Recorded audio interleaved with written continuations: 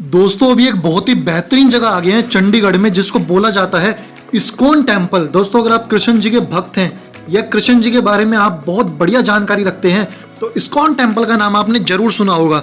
Basically ये जो ISKCON temple है ये चंडीगढ़ के सेक्टर 36B में पड़ता है और जो टेम्पल के खुलने का समय है ना वो सुबह 4:30 बजे से दोपहर के 12:45 बजे तक रहता है और शाम में 4:15 बजे से रात के 8:30 बजे तक ये खुला रहता है।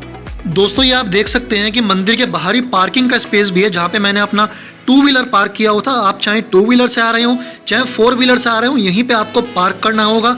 उसके बाद मैं आपको एक चीज़ और बताता हूँ दोस्तों, लोगों के लिए जो दर्शन का समय है ना वो सुबह 4:30 से 5 बजे तक और फिर सुबह ही 7:15 बजे से दोपहर के 12:45 बजे तक और शाम में 4:15 बजे से रात के 8:30 बजे तक ये लोगों के लिए खुला रहता है।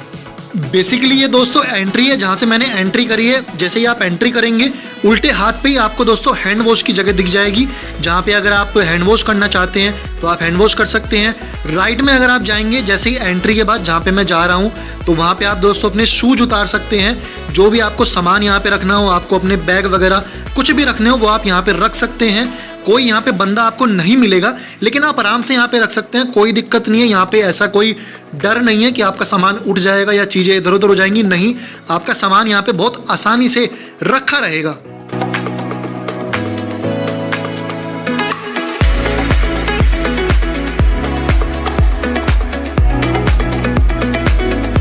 यहाँ पे दोस्तों मेरे और मेरी मौसी के लड़के के पास, हम दोनों के पास बैग थे।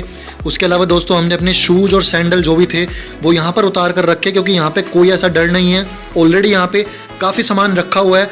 आइए अब मैं आपको दोस्तों इस्कॉन टेम्पल की है ना कुछ हिस्ट्री बताता हूँ। मुझे नहीं पता, देखिए आपको पता है या नहीं पता है, लेकिन अगर आप कृष्ण जी के भक्त हैं तो ये स्टोरी आपके लिए ज़रूर आपको पता होनी चाहिए कि इस्कॉन टेम्पल के बनाने के पीछे की पूरी सच्चाई क्या है और कैसे कैसे ये टेम्पल बनना शुरू हुआ था।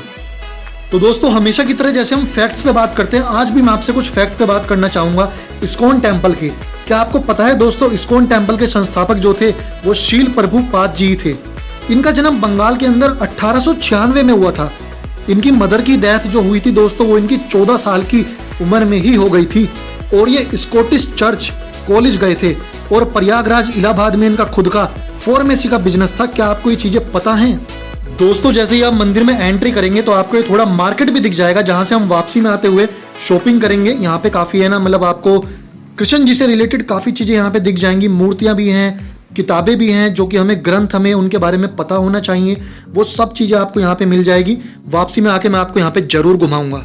दोस्तों क्या आपको पता है कि जो शील प्रभुपाद जी थे ये शुरू में सन्यासी नहीं थे, लेकिन 1922 में जब ये अपने गुरु से मिले तो इनके गुरु इनको देखकर पहचान गए कि शील प्रभुपाद की इंग्लिश तो इतनी अच्छी है कि जब वे अंग्रेजी में बोलेंगे तो उस टाइम अंग्रेज भी डिक्शनरी खोलकर ये समझना चाहेंगे कि अंग्रेजी में बोल क्या रहे हैं। दोस्तों तभी इनके गुरु ने शील प्रभुपाद जी को आदेश दिया था कि क्या तुम मेरे लिए श्रीमद् भागवत गीता के ज्ञान को इंग्लिश में कन्वर्ट करके पूरे संसार में पहुंचा दोगे।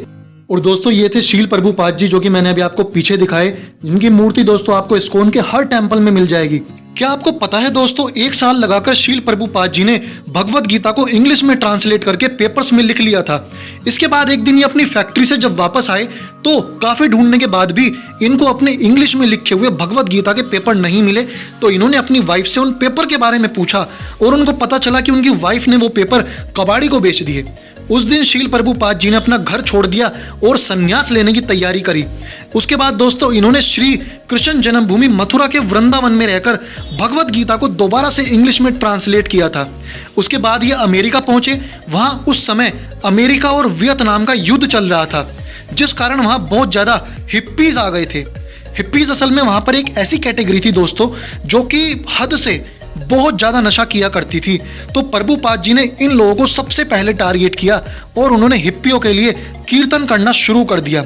दोस्तों शुरू में तो हिप्पियों ने इनकी खूब बेइज्जती की, लेकिन उसके कुछ दिन बाद हिप्पियों को इनके कीर्तन में मजा आने लगा। क्या आपको पता है दोस्तों इसके बाद प्रभुपाद जी ने उन लोगों से कहा कि मैं तुम्हें ऐसा नशा दूंगा जो तुम्हें तुम्हारे अभी के नशे से भी ज़्यादा हाई रखेगा। इसके बाद प्रभुपाद जी ने 10,000 शिष्य अमेरिका में ही बनाए थे उसके बाद इन 10,000 में से थोड़े थोड़े लोगों को उन्होंने पूरे संसार के अलग अलग कोने में भेजना शुरू किया और उनको भी वो ही करने के लिए बोला जो प्रभुपाद जी ने उनके साथ किया था। कुछ ही सालों के अंदर 6 महाद्वीपों यानी कि कॉन्टिनेंटल में इन्होंने 108 इस्कॉन मंदिर बना लिए, जिसमें से 12 पाकिस्तान में भी हैं।